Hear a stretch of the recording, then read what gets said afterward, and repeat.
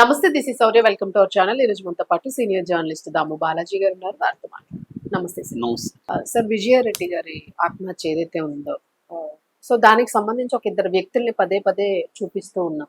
So అసలు ఎవరు వాళ్ళు, నిజంగానే వాళ్ళకి ఆవిడ హత్యకి సంబంధం ఉందా, ఆత్మహత్యకి?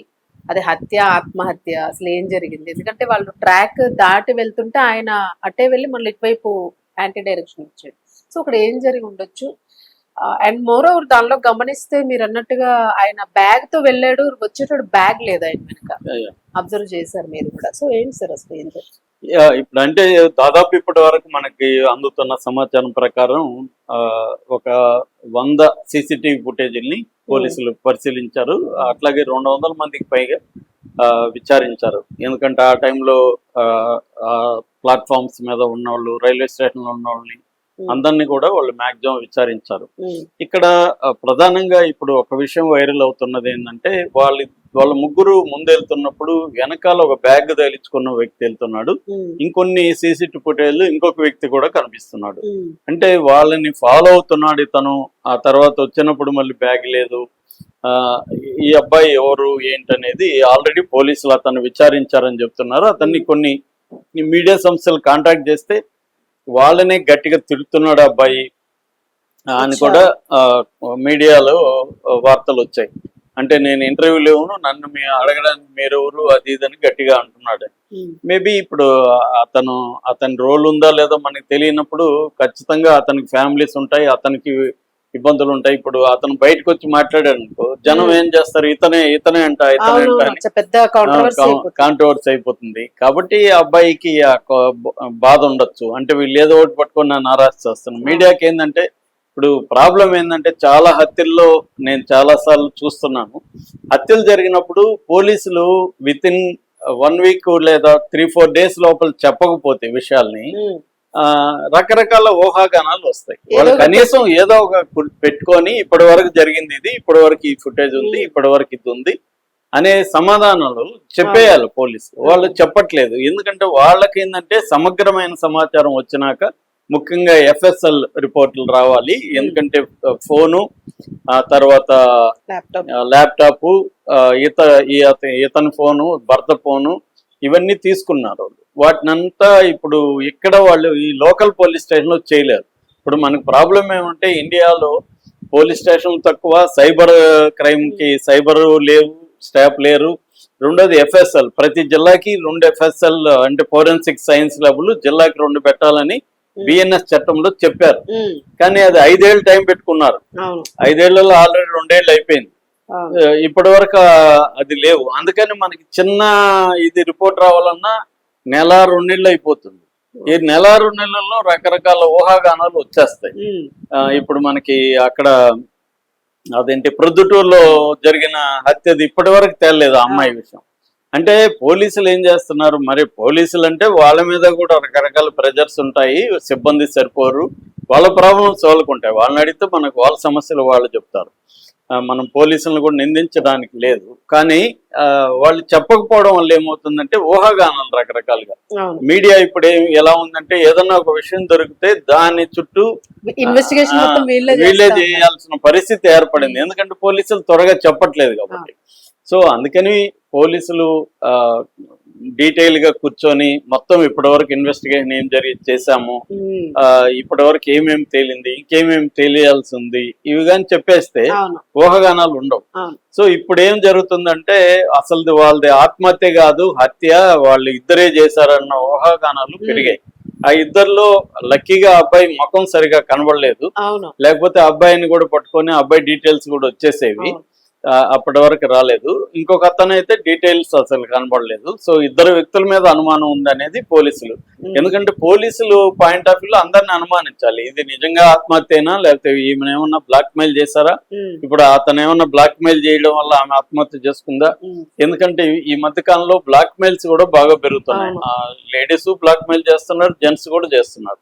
సో అలాగా ఆమె ఏమన్నా ఎవరితోనైనా చాట్ చేయడమో, లేకపోతే ఆఫీసులో ఎవరితోనైనా సన్నిహితంగా ఉండడము, దాన్ని బ్లాక్ మెయిల్ చేయడానికి ఎవరైనా ట్రై చేయడము, ఈ ప్రెజర్ ఆమె తట్టుకోలేక ఆత్మహత్యకి వెళ్ళిందా, ఈ యాంగిల్లో కూడా ట్రై చేస్తున్నారు. ఎందుకంటే మామూలుగా రెగ్యులర్ ఆత్మహత్యలకి జరిగే కారణాలేవి ఈ విషయంలో దీనిలో కనబడలేదు. అంటే వాళ్ళకి ఫైనాన్షియల్ ప్రాబ్లం లేదు, ఆల్రెడీ 2 ఫ్లాట్స్ ఉన్నాయి, ఒక ఇల్లు ఉంది, ఇండిపెండెంట్ హౌస్ ఉంది, భర్త దుబాయ్లో సంపాదిస్తున్నాడు, ఈమె కూడా ఐటీలో టీమ్ లీడర్గా ఉంది, తన కింద 14 మంది పనిచేస్తున్నారు, పిల్లలు ఇద్దరు కూడా బాగా చదువుకుంటూ హాస్టల్లో ఉంటున్నారు. సో ఒక రకమైన ఐడియల్ హ్యాపీ ఫ్యామిలీ అనేది బయటికి కనపడుతుంది. కానీ ఈ కారణాలు ఏవీ లేకుండా ఎందుకు కనీసం ఆమె సూసైడ్ నోట్లైనా ఏదో ఒకటి నాకు బతకాలని లేదు, జీవితం మీద ఆసక్తి లేదు అన్నట్టుగా రాసింది తప్ప ఫలాని కారణం వల్ల నేను చనిపోతున్నాను అనేది రాయలేదు. ఎవరు కారణం కాదని రాసింది. సో దీనివల్ల ఏమవుతుందంటే ఇంకా అనుమానాలు ఉన్నాయి. ఇప్పుడు పోనీ వాళ్ళ భర్త గాని, లేకపోతే వాళ్ళ తమ్ముడు చిరంజీవి గాని, వాళ్ళ అమ్మ పుష్పలత గాని, వాళ్ళ అత్తమామలు గాని ఎవరు కూడా అమ్మాయి మీద గాని, లేకపోతే ఇది ఆరోపణ లేదు, ఎటువంటి డౌట్స్ లేవు. నిజానికి వాళ్ళ బ్రదర్స్ గాని, వాళ్ళ భర్త గాని ఏమన్నా ఆస్తులు ఉంటే కూడా ఈమె పేరుతోనే పెడతారు. ఈమె మాకు ఇంపార్టెంట్, మా దేవత, ఆమె ఇంటికి దేవతనే అందరూ అంటున్నారు. సార్ ఈవెన్ ఇంకో ఆశ్చర్యకరమైన విషయం ఏంటంటే వాళ్ళ అన్నగారి భార్య ఆవిడ చేతి మీద ఈవిడ పచ్చబొట్టు ఉంటదంట. అంటే ఎంత ప్రేమ. అదే చెప్తున్నారు. అంటే వాళ్ళ మధ్య అంతా ఇది ఉన్నప్పుడు ఒంటరితనం మాత్రమే కారణం ఉండొచ్చని భర్త నిన్న ఒక టీవీ ఛానల్ కి మాట్లాడినప్పుడు నేను ఇవన్నీ ఆలోచించుకున్నప్పుడు నాకు కారణం వేరేదేం కనబడలేదు, ఓన్లీ ఆమె ఒంటరిగా ఫీల్ అయినట్టుగా ఉంది, ఎందుకంటే నేను దూరంగా ఉన్నాను, పిల్లలు దూరంగా ఉన్నారు, ఆ ఒంటరిగా ఫీల్ అయినట్టు ఉంది అనేది ఆయన చెప్తున్నాడు. సో ఏదేమైనా అవన్నీ ఇప్పుడు పోలీసుల వైపు నుంచి ఈ కుట్ర కోణాలంతా కూడా బయటకు వస్తున్నాయి కాబట్టి పోలీసులే దీన్ని బయట చెప్పాల్సిన అవసరం ఉంటది. ఎందుకంటే మనం పోయి అన్ని వర్గాల వాళ్ళని మనం ఇంటర్వ్యూలు చేయలేము, మనం పట్టుకోలేము. పోలీసులు అయితే అందరినీ ఆల్రెడీ పిలిపించి మాట్లాడుతున్నారు. అటు కాలేజీల్లో అబ్బాయి చదివే కాలేజీ, అమ్మాయి చదివే కాలేజీ వాళ్ళతో కూడా మాట్లాడారు, ఫ్రెండ్స్ తోను, ప్రిన్సిపాల్ తోను, టీచర్స్ తోను కూడా మాట్లాడారు. ఎందుకంటే అక్కడ నుంచి ఏమన్నా తెలుస్తుందా ఏమిటి అని. వాళ్ళు కూడా ఆమె చాలా బాగుంటది, ఎప్పుడు వచ్చినా చాలా కూల్ గా మాట్లాడుతుంది అని ప్రిన్సిపాల్ కూడా, నారాయణ కాలేజ్ ప్రిన్సిపాల్ కూడా ఆమె గురించి చెప్పాడు. అలాగే పిల్లలు కూడా చాలా బాగుంటారు, మా అబ్బాయి కొంత చదువులో యావరేజ్ స్టూడెంట్ అయినప్పటికీ మిగతా యాక్టివిటీ చాలా యాక్టివ్ గా ఉంటాడు అనేది చెబుతున్నారు. సో ఇక్కడ ప్రాబ్లం ఏంటంటే ఆమె ఒకటే ఆత్మహత్య చేసుకుంటే అసలు దీని మీద పెద్ద చర్చ జరిగేది కాదు. ఆమె కారణాలు ఏవైనా కూడా చర్చ జరిగేది కాదు.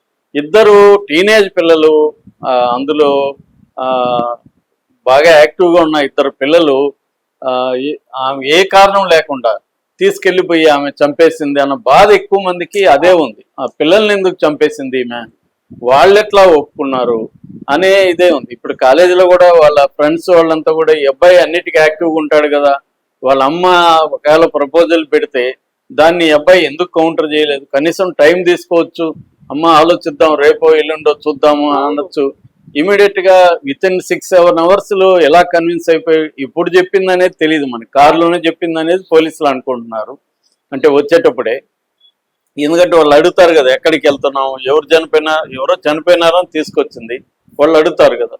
సో కాబట్టి ఇప్పటి వరకు వేరే కారణాలు లేవు కాబట్టి బయట ఎక్స్టర్నల్ గా ఆమెను ఏమన్నా బ్లాక్మెయిల్ చేశారా అన్న కోణంలో ఆలోచిస్తున్నారు. అందుకనే ఆ టైంలో ఎందుకున్నారు వీళ్ళు, వాళ్ళని ఎందుకు ఫాలో అవుతున్నారు అవంతా కూడా పోలీసులు అయితే విచారిస్తున్నారు. పోలీసులకి ఇప్పటి వరకు అంటే మనకి చెప్పలేదా లేకపోతే వాళ్ళు దాచిపెడుతున్నారో తెలియదు, కానీ ఇప్పటి వరకు అయితే ఎవరి మీద అనుమానాలు లేవనే విషయం మాత్రమే బయటకు వస్తుంది. సార్ ఇప్పుడు వాళ్ళు చాలా సేపు స్టేషన్ లోనే అక్కడ ఉండి స్పెండ్ చేశారు. చాలా కెమెరాస్ లోని వాళ్ళు మాత్రమే క్లీన్ గా కనిపిస్తూ ఉన్నారు, పక్కన ఎవరో వెళ్తున్నట్టు అట్లా పెద్ద షార్ట్స్ ఎక్కువ లేవు.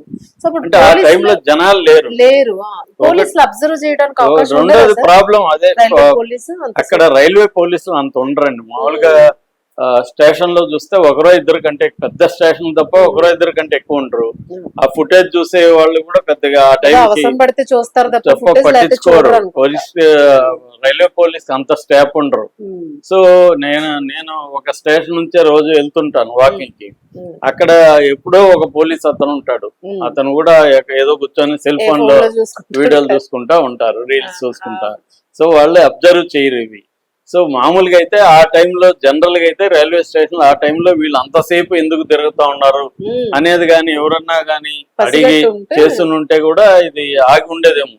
అవును. సో అందువల్ల ఇప్పుడు రైల్వే పోలీసుల మీద కూడా విమర్శలు వస్తున్నాయి. ఉమ్, ఇప్పుడు ఒక తల్లి ఇద్దరు పిల్లలు అంతసేపు 5-6 గంటల చుట్టుపక్కల తిరుగుతా ఉంటే పోలీసులకి ఎందుకు అనుమానం రాలేదు? ఉమ్, ఈ అమ్మ మీరు ఎవరు, ఎక్కడికి వెళ్ళాలి, ఈ టైంలో ట్రైన్స్ లేవు కదా, అవును. ఎక్కడికి వెళ్ళబోతున్నారు ఏంటి అని డీటెయిల్స్ అడుగునుంటే వాళ్ళు కొంత భయం. పిల్లలు చెప్పేవాళ్ళేమో అవును. మా అమ్మ ఇలా అంటుందని, లేకపోతే ఏమన్నా జరిగేదేమో అన్న ఇది కూడా అంటున్నారు. అవును. సో అంటే ఇప్పుడు జరిగిపోయిన దాన్ని మనం తీసుకురాలేము, కానీ జరిగిపోయిన దాని నుంచి ఏమి గుణపాఠాలు నేర్చుకోవాలనేది ఎప్పుడైనా కూడా నేర్చుకోవాలి. సో అవును. ఇప్పుడు రైల్వే స్టేషన్లలో నైట్లో పోలీసులు కొద్దిగా విజిలెన్స్ ఉంటే మామూలుగా కూడా క్రైమ్స్ కూడా జరుగుతుంటాయి స్టేషన్లలో. అట్లాగే ఆత్మహత్యలు కూడా రైలు కింద పడుతుంటారు. కాబట్టి దాన్ని ఎలా ప్రివెంట్ చేయాలి, ఏమేమి తప్పులు జరిగాయి, ఇది పునరావృతం కాకుండా ఉండాలంటే ఏం చేయాలి అనే యాంగిల్లో ఇప్పుడు ఆలోచించాల్సిన అవసరం కూడా ఉంది. అవును సార్. అవును. Thank you. Thank you.